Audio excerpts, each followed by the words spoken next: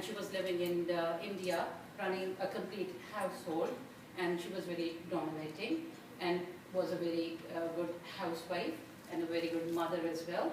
But then after her husband died and she was moved to America with the son, then her identity was again challenged.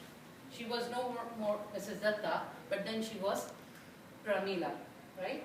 And her title forms an identity regardless of the locale.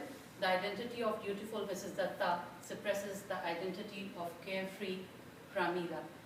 Mrs. Datta's physical, psychological, identiological, and ideological migration invokes in the identity crisis again and the quest to find herself.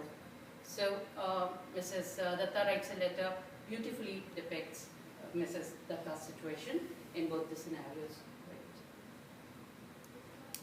Change of locale displaces Mrs. Datta in her own self. Mrs. Datta displacement in her new status gives way to her identity crisis that leads to her self-crisis.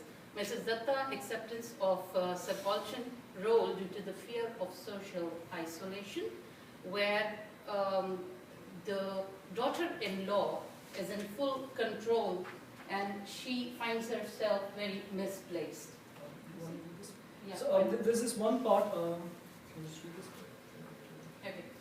With the edge of her sari, this is an excerpt from the short story. With the edge of her sari, Mrs. Datta carefully wipes a tear that has fallen on the aerogram. She blows on the